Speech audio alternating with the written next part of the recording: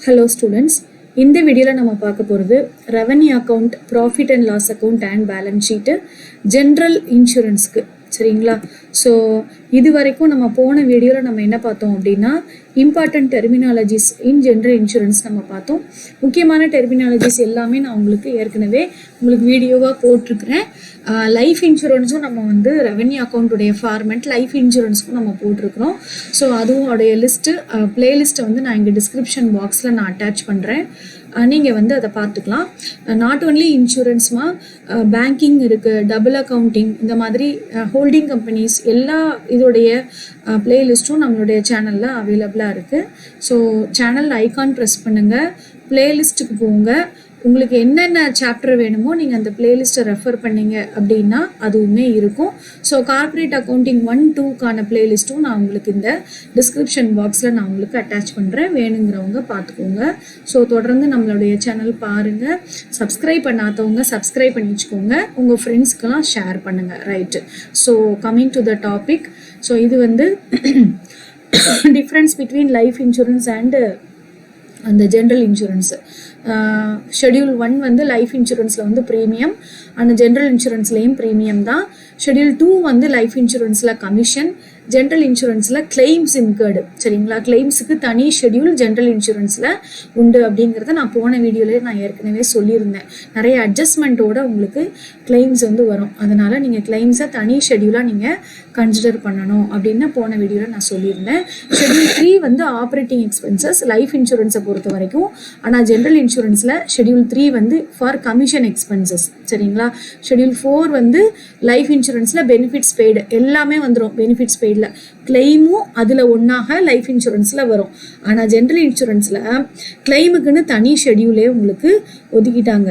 Life இன்சூரன்ஸில் ஆன்யூட்டிஸ், bonus, அதுக்கு பிறகு surrenders, இந்த மாதிரி விஷயங்கள் எல்லாமே லைஃப் இன்சூரன்ஸில் பெனிஃபிட்ஸ் பெய்டில் உங்களுக்கு வரும். ஆனால் இங்கே கிளைம்ஸ் மட்டும்தான் உங்களுக்கு தனி ஷெடியூலாக நாங்கள் இங்கே ஜென்ரல் இன்சூரன்ஸில் ஒதுக்கிட்டாங்க. Then operating expenses related to insurance business 4வது ஷெடியூலாக வருது. ரைட்டுங்களா? ஸோ இப்போ நம்ம நெக்ஸ்ட்டு பார்க்க போகிறது என்ன அப்படின்னு பார்த்தீங்கன்னா, நம்மளுடைய அந்த ஃபார்மெட்டு. சரிங்களா? ஸோ நம்ம ஏற்கனவே சொன்ன மாதிரி general insurance business form BRA. சரியா? Revenue account. நீங்கள் லைஃப் இன்சூரன்ஸ் மாதிரியே தான் இதுலேயும் total A, total B, total C, இது இப்படி 3 வகையாக நமக்கு பிரிக்கிறாங்க. ப்ரீமியம்ஸ் ஏர்ன்டு ஷெடியூல் நம்பர் 1 அப்படின்னு நான் ஏற்கனவே சொல்லிட்டேன். இதில் என்ன ஒரு இது அப்படின்னா, இப்போ நீங்கள் ஃபயர் இதுக்கு எடுத்தீங்கன்னா, ஃபயர் இன்சூரன்ஸ்க்கு மட்டும் எடுத்தீங்கன்னா ஃபயர் ரெவென்யூ அக்கௌண்ட்டு தனியாக போடணும். மரைன் இன்சூரன்ஸ் எடுத்தீங்கன்னா மரைன் ரெவென்யூ அக்கௌண்ட்டுன்னு தனியாக போடணும். ரெண்டையும் கிளப் பண்ணக்கூடாது. சரிங்களா? ஸோ தனித்தனி ரெவென்யூ அக்கௌண்ட்டாக தான் போடணும். ரெண்டுக்கான பர்டிகுலர்ஸ் கொடுத்துருந்தாங்க அப்படின்னா ரெண்டையும் கூட்டி போடாதீங்க. அதில் என்ன நீங்கள் அஷ்யூம் பண்ணிக்கணும்னா, ஃபயர் ரெவென்யூ அக்கௌண்ட்டு தனியாகவும் மரைன் ரெவென்யூ அக்கௌண்ட்டு தனியாகவும் தான் நம்ம காமிக்கணும் அப்படின்றத நீங்கள் அஷ்யூம் பண்ணிகிட்டே வாங்க. அதுதான் உங்களுக்கு இது. Right. Premiums earned schedule number 1. அடுத்தது profit or loss on sale on redemption of investment. ஏதாவது நம்ம ப்ராஃபிட் லாஸ் சேல் பண்ணதில், ஏதாவது இன்வெஸ்ட்மெண்ட் சேல் பண்ணதில் நமக்கு ப்ராஃபிட் இருந்ததுன்னா அதை நீங்கள் ரெக்கார்ட் பண்ணிக்கலாம். லாஸ் இருந்துச்சுன்னா நம்ம லெஸ் பண்ணி காமிக்கலாம். அதுக்கப்புறம் 3வது ரொம்ப இம்பார்ட்டண்ட்டான term change in provision for unexpired risk. இந்த அன்எக்ஸ்பயர்டு ரிஸ்க் பற்றி நான் போன வீடியோவில் நான் ஏற்கனவே ஒரு விளக்கம் கொடுத்துருக்குறேன். போன வீடியோ நீங்கள் பார்த்துட்டு இந்த வீடியோ பார்த்தீங்கன்னா உங்களுக்கு புரியும். ஸோ அன்எக்ஸ்பயர்டு ரிஸ்க் அப்படிங்கிறது சம்மிலையும் கொடுத்துருப்பாங்க. அதாவது ப்ரொவிஷன் ஃபார் அன்எக்ஸ்பயர்டு ரிஸ்க் அப்படிங்கிறத சம்மிலையும் கொடுத்துருப்பாங்க, சம்டைம்ஸ் அட்ஜஸ்ட்மெண்ட்லையும் கொடுத்துருப்பாங்க. அப்படி ஒரே மாதிரி ஓப்பனிங் க்ளோசிங் கொடுத்துருந்தாங்கன்னா ரெண்டுக்குமான டிஃப்ரென்ஸை கண்டுபிடிச்சிருங்க. அந்த டிஃப்ரென்ஸை கண்டுபிடிச்சி அந்த சேஞ்சை மட்டும்தான் நீங்கள் எங்கே ரெக்கார்ட் பண்ணுறீங்க அப்படின்னு கேட்டிங்கன்னா இந்த ரெவன்யூ அக்கௌண்ட்டில் நீங்கள் ரெக்கார்ட் பண்ணுறீங்க. சரிங்களா? ஸோ இன்ட்ரெஸ்ட்டு, டிவிடெண்ட்டு, ரெண்ட்டு, மற்றபடி அது எல்லாமே டோட்டல் ஏல வந்துடும். டோட்டல் B உங்களுக்கு கிளைம்ஸ் இன்கர்டு தனி ஷெடியூலாக வரும்னு சொல்லிட்டேன். கமிஷன் எக்ஸ்பென்சஸ், ஆப்ரேட்டிங் எக்ஸ்பென்சஸ் இதையும் கூட்டிட்டு total B. So operating profit or loss நீங்கள் கண்டுபிடிக்கணும் ரெவன்யூ அக்கௌண்ட்டில் ஆப்ரேட்டிங் ப்ராஃபிட்டு. ஆனால் லைஃப்பில் பார்த்தீங்கன்னா சர்ப்ளஸ் அப்படின்னு நம்ம கண்டுபிடிப்போம் இல்லையா? Total A, total B, total C, total A minus B minus C is equal to டின்னு நம்ம லைஃப்பில் படித்தோம். ஆனால் இது வந்து இந்த ஃபார்மேட் வந்து லைட்டாக ஒரு சின்ன சேஞ்ச் இருக்குது. இங்கே வந்து ரெண்டே பார்ட்டு தான். ஆப்ரேட்டிங் ப்ராஃபிட் வந்து A மைனஸ் B கண்டுபிடிச்சாலே உங்களுக்கு வந்துடும். ஃபயர் அல்லது மரைன் தனித்தனியாக போட்டுக்கோங்க. இதில் ஏதாவது அப்ராப்ரியேஷன்ஸ் இருந்துச்சு, டிவிடெண்ட் அந்த மாதிரி கேட்டஸ்ட்ரோஃபி ரிசர்வ்க்கு ட்ரான்ஸ்ஃபர் பண்ணுங்கள், இல்லை அதர் ரிசர்வ்ஸ்க்கு ட்ரான்ஸ்ஃபர் பண்ணுங்கள் அப்படின்னு அவங்க சொல்லியிருந்தாங்கன்னா அந்த அப்ராப்ரியேஷன்ஸை பண்ணிவிட்டு அந்த டோட்டலை நீங்கள் எங்கே போட்டுறணும் அப்படின்னா டோட்டல் சியில் நீங்கள் போட்டுறணும். இதுதான் ரெவன்யூ அக்கௌண்ட்டுடைய ஃபார்மெட்டு ஃபார் ஜென்ரல் இன்சூரன்ஸ். சரிங்களா? இப்போ ஒரு ஷெடியூலையாக நம்ம பார்க்குறதுக்கு முன்னாடி ப்ராஃபிட் அண்ட் லாஸ் அக்கௌண்ட் நான் எக்ஸ்பிளைன் பண்ணிடுறேன். என்ன பர்பஸ்க்காண்டி நம்ம ப்ராஃபிட் அண்ட் லாஸ் அக்கௌண்ட் போடுறோம் அப்படின்னு கேட்டிங்கன்னா, காமன் எக்ஸ்பென்சஸ், இப்போ ஃபயர் மரைன் அப்படின்னு தனித்தனியாக எக்ஸ்பென்சஸ் கொடுத்துருப்பாங்க இல்லையா, அந்த எக்ஸ்பென்சஸ் இல்லாமல் சில காமன் எக்ஸ்பென்சஸ் இதில் கொடுத்துருக்கிற மாதிரி income from investment, other income, இந்த மாதிரியான காமன் இன்கம் அண்ட் எக்ஸ்பென்சஸ் வந்து ரெண்டுத்துக்கும் பொதுவானது இருக்கும். அந்த மாதிரி என்டர் பண்ணும்போது அது வந்து நீங்கள் காமனாக ஒரு தனி அக்கௌண்ட்டில் நீங்கள் என்டர் பண்ணணும். அதுக்காக தான் நம்ம இங்கே ப்ராஃபிட் அண்ட் லாஸ் அக்கௌண்ட் போடுறோம். Form BPL. ஆப்ரேட்டிங் ப்ராஃபிட் உங்களுக்கு மேலே கிடச்சிது இல்லையா, எதில் ஃபயர்லேயோ மரைன்லேயோ ஆப்ரேட்டிங் ப்ராஃபிட் கிடச்சிருக்கும். ஆப்ரேட்டிங் ப்ராஃபிட் கிடச்சா ப்ராஃபிட்டு, ஆப்ரேட்டிங் லாஸ் கிடச்சா லாஸு. சரிங்களா? எது உங்களுக்கு வந்திருக்கோ அதை அப்படியே நீங்கள் எங்கே போட்டுருவீங்க அப்படின்னா ப்ராஃபிட் அண்ட் லாஸ் அக்கௌண்ட்டு போட்டுருவீங்க. ப்ராஃபிட் அண்ட் லாஸ் அக்கௌண்ட்டில் போட்டுருவீங்க. அதுக்கு பிறகு income from investment if any இருந்துச்சுன்னா அதை income from investment, other income common income ஏதாவது இருந்ததுன்னா அதை நீங்கள் இதில் போட்டுக்கலாம். இது வந்து டோட்டல் ஏ. அதுக்கு பிறகு ப்ரொவிஷன்ஸ் ஏதாவது நீங்கள் க்ரியேட் பண்ணீங்க காமன் ப்ரொவிஷன்ஸ் அப்படின்னா அதை வந்து நீங்கள் டோட்டல் பியில் வரும். அதர் எக்ஸ்பென்சஸ் ஏதாவது பேட் டெப்ஸு அந்த மாதிரி இன்சூரன்ஸ் பிஸ்னஸ் தவிர expenses other than those related to insurance business, அதாவது இன்சூரன்ஸ் பிஸ்னஸ் ரிலேட்டடானா எய்தர் ஃபயரு மரைனு இதில் ரெண்டில் ஏதாவது ஒன்றில் நம்ம கண்டிப்பாக போட்டிருப்போம். காமன் எக்ஸ்பென்சஸ் ஏதாவது இருந்தால் மட்டும்தான் அதை எங்கே கொண்டு வரணும், ப்ராஃபிட் அண்ட் லாஸ் கொண்டு வரணும். இல்லை மேடம் எங்களுக்கு அந்த மாதிரி எந்த ஒரு பர்டிகுலர்ஸுமே எங்களுக்கு சம்மில் கொடுக்கல, எல்லாமே ஃபயர் ரெவன்யூ அக்கௌண்ட் ரிலேட்டடாக தான் கொடுத்துருக்காங்க அப்படின்னா there is no need to prepare the profit and loss account. சரிங்களா?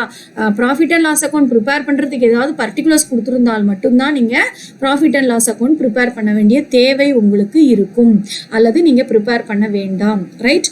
ஸோ அதர் எக்ஸ்பென்சஸ் ஜென்ரலாக காமனாக உள்ள எக்ஸ்பென்சஸ். சரிங்களா? இன்சூரன்ஸ் பிஸ்னஸ் தவிர எக்ஸ்பென்சஸ் இருந்துச்சுன்னா அதை நீங்கள் இங்கே போட்டுக்கோங்க. அதுக்கப்புறம் இது வந்து டோட்டல் பி. ஸோ டோட்டல் ஏங்கிறது ஆப்ரேட்டிங் ப்ராஃபிட் போட்டுட்டு ஏதாவது இன்கம் இன்வெஸ்ட்மெண்ட்லேருந்து ஏதாவது இன்கம் எடுத்திருந்தோம்னா அதை போட்டுக்கணும். பிறகு அதர் இன்கம் ஏதாவது காமன் இன்கம்ஸ் இருந்துச்சுன்னா அதை நம்ம போட்டு டோட்டல் ஏ பண்ணிடணும். டோட்டல் பி வந்து provisions and other expenses related not related to insurance business. ரைட்டா? So total A total B முடிஞ்சது. இதில் ப்ராஃபிட் பிஃபோர் டேக்ஸ் ரெண்டையும் மைனஸ் பண்ணி நீங்கள் கண்டுபிடிச்சிருவீங்க. If there is any provision for taxation அந்த ப்ரொவிஷன் மேக் பண்ணிவிட்டு appropriations if any அல்லது if specified that appropriations are to be done and the balance has to be transferred to balance sheet. இதுதான் profit and loss அக்கௌண்ட்டில் நீங்கள் செய்யக்கூடிய விஷயம். தற்போதைக்கு நீங்கள் வந்து இதை பார்த்து வச்சுக்கோங்க. நம்ம வந்து சம்மு பார்க்கும்போது விளக்கமாக நம்ம பார்க்கலாம். ரைட்டா? ஸோ பேலன்ஸ் ஷீட்டை பொறுத்த வரைக்கும் ரெவன்யூ அக்கௌண்ட்லேயும் லைஃப் இன்சூரன்ஸோடைய இதுவும் ஜென்ரல் இன்சூரன்ஸும் ரெண்டுமே ஒரே ஷெடியூல் தான்.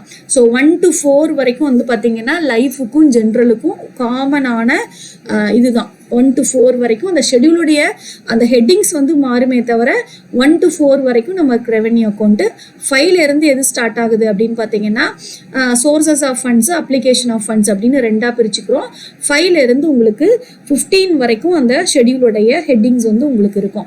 சோர்சஸ் ஆஃப் ஃபண்ட்ஸில் எதெல்லாம் வரும் அப்படின்னு கேட்டிங்கன்னா share capital, reserves and surplus, fair value change account, then borrowings, இது எல்லாமே உங்களுக்கு சோர்சஸ் ஆஃப் ஃபண்ட்ஸில் உங்களுக்கு வந்துடும். அப்ளிகேஷன்ஸ் ஆஃப் ஃபண்ட்ஸில் இன்வெஸ்ட்மெண்ட், லோன்ஸ், ஃபிக்ஸட் அசட்ஸ், அதுக்கு பிறகு cash and bank balances, advances and other assets. இது வந்து கரண்ட் அசட் ஏ.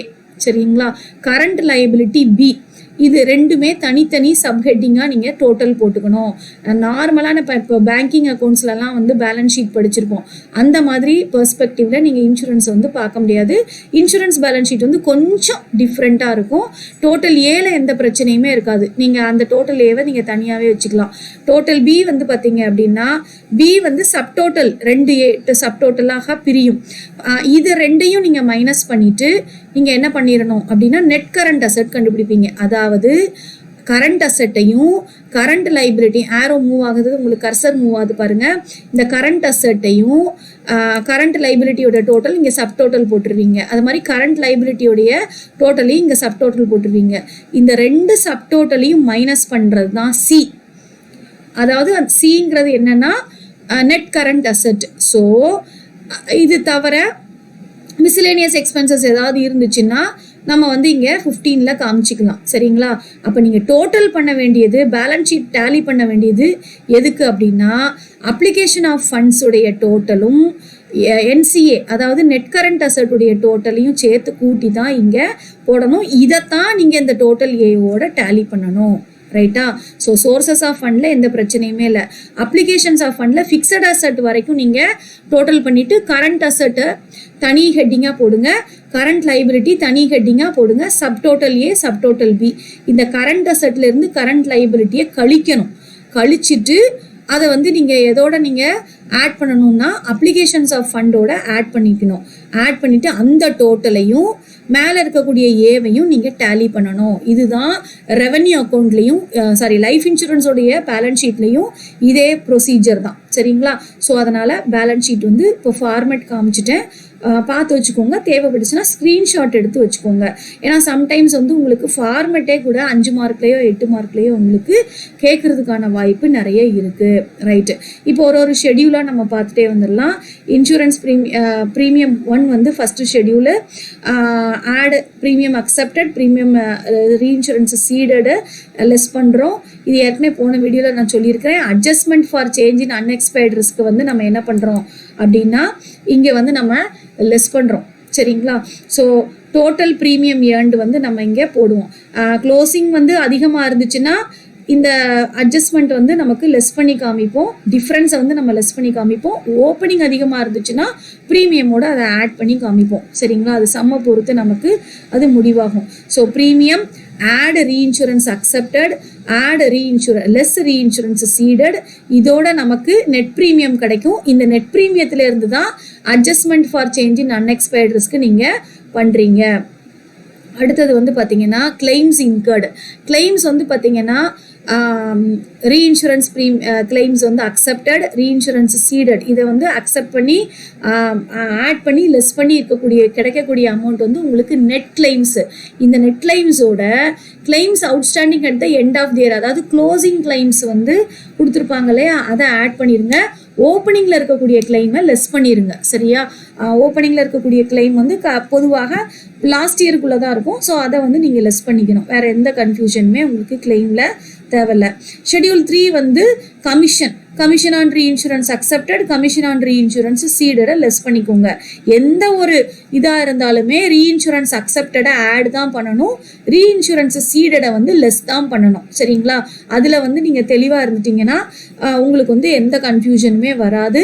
கமிஷனுக்கு மட்டுமே சம்ஸ் எல்லாம் நமக்கு கேட்பாங்க. ஏன்னா கமிஷன் ப்ரீமியமுக்கு மட்டுமே 5 மார்க் சம்ஸ் எல்லாம் கேட்கும்போது நம்ம ரொம்ப ஈஸியாக அதை செஞ்சிடலாம். தென் ஷெடியூல் 4 வந்து பார்த்தீங்க அப்படின்னா expenses related to insurance business. எதெல்லாம் இன்சூரன்ஸ் ரிலேட்டடாக உள்ள அந்த எக்ஸ்பென்சஸோ அது எல்லாமே உங்களுக்கு ஷெடியூல் 4ல் ஆப்ரேட்டிங் எக்ஸ்பென்சஸாக வந்துடும். தென் ஷெடியூல் 5 வந்து பார்த்தீங்கன்னா ஷேர் கேபிட்டல்.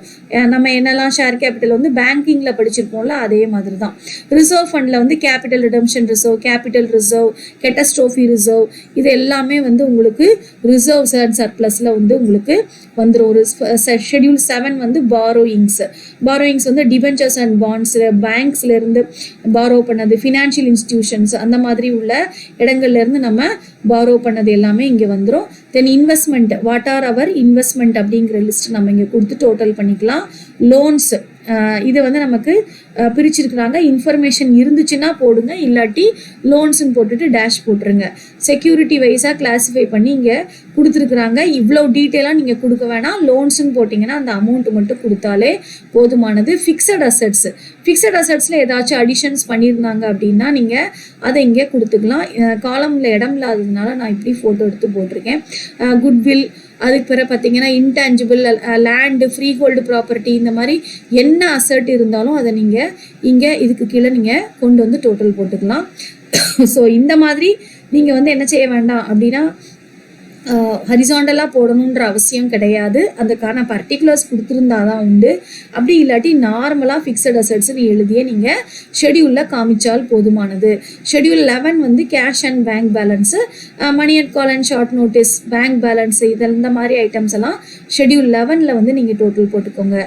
ஷெடியூல் 12ல் வந்து அட்வான்சஸில் வந்து உங்களுக்கு reserve deposits with ceding companies, அதாவது இதுக்கான ஐட்டம்ஸ் கொடுத்துருந்தாங்கன்னா நீங்கள் போடுங்க, கொடுக்காட்டி விட்டுருங்க. Application money for investment, prepayments ஏதாவது நம்ம பண்ணியிருந்தோம் அப்படின்னா, இல்லை வேறு ஏதாவது அட்வான்சஸ்ன்னு மென்ஷன் பண்ணி அந்த டீட்டெயில் கொடுத்துருந்தாங்க அப்படின்னா நீங்கள் அதை ஃபுல்லாகவே ஷெடியூல் 12ல் போட்டுக்கலாம். Then other assets also we can shown in the schedule 12. Other அசட்ஸுங்கிறது outstanding premium, income accrued on இன்வெஸ்ட்மெண்ட்லாம் காமனாக கேட்கக்கூடியது. இது எல்லாமே வந்து நமக்கு அதர் அசட்ஸில் வந்து உங்களுக்கு வந்துடும். ஏன்னா நமக்கு அது எல்லாமே அசட் தானே, அதாவது வருமானம் வர வேண்டியது.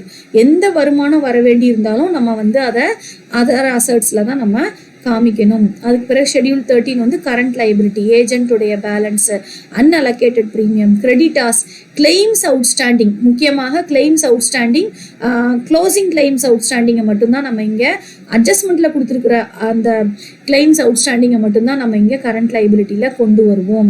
சம்மில் கொடுத்துருக்கிறது மேபி நம்ம அது மோஸ்ட்லி நம்ம சம்மில் கொடுத்துருக்கிறது எதுவுமே நம்ம கொடுக்க மாட்டோம். அட்ஜஸ்ட்மெண்ட்டில் கொடுத்துருக்கிறது தான் நமக்கு டபுள் டைம் ரிப்பீட் ஆகும். ஒரு டைம் வந்து நம்ம ரெவென்யூ அக்கௌண்ட்டில் அட்ஜஸ்ட் பண்ணி காமிச்சிருவோம். ரெண்டாவது டைம் வந்து பார்த்திங்கன்னா ஷெடியூல் 13ல் நம்ம அந்த ஐட்டமை போடுவோம். அதாவது அட்ஜஸ்ட்மெண்ட்டில் கொடுத்துருந்தால் மட்டும் நீங்கள் எடுத்துக்கணும். ப்ரீமியம்ஸ் ரிசீவ்டு இன் அட்வான்ஸ், இது எல்லாமே நமக்கு லைபிலிட்டி தான். So claims outstanding, premium received in advance, இது ரெண்டுமே மெயினாக அடிக்கடி நமக்கு கேட்கக்கூடியது. ப்ரொவிஷன்ஸ் ஏதாவது கிரியேட் பண்ணியிருந்தீங்க அப்படின்னா அது ஷெடியூல் 14ல் வரும். ஷெடியூல் 15 வந்து is for miscellaneous expenditure. So that's all about the revenue account, profit and loss account and balance sheet. So இது வரைக்கும் உங்களுக்கு இந்த வீடியோ உங்களுக்கு புரிஞ்சிருக்கும் அப்படின்னு நான் நினைக்கிறேம்மா. ஸோ உங்களுக்கு நீங்கள் இதில் எதுவும் டவுட் இருந்துச்சு அப்படின்னா திருப்பி ஒரு வாட்டி கூட நீங்கள் என்ன பண்ணி பார்த்துக்கலாம் அப்படின்னா இதை வந்து நீங்கள் ரன் பண்ணி பார்த்துக்கோங்க. உங்களுக்கு வந்து புரியும். தேவையான ரெவென்யூ அக்கௌண்ட்டுடைய ஃபார்மெட்டு, ப்ராஃபிட் அண்ட் லாஸ் அக்கௌண்ட்டுடைய ஃபார்மெட் இஃப் எனி ஸ்க்ரீன்ஷாட் எடுத்து நீங்கள் வச்சுக்கோங்க. வீடியோ பிடிச்சிருந்ததுன்னா லைக் பண்ணுங்கள், ஷேர் பண்ணுங்கள், உங்கள் ஃப்ரெண்ட்ஸ்க்கும் சப்ஸ்கிரைப் பண்ணுங்கள். டவுட் இருந்துச்சுன்னா கமெண்ட் பாக்ஸில் போடுங்க. தேங்க்யூ.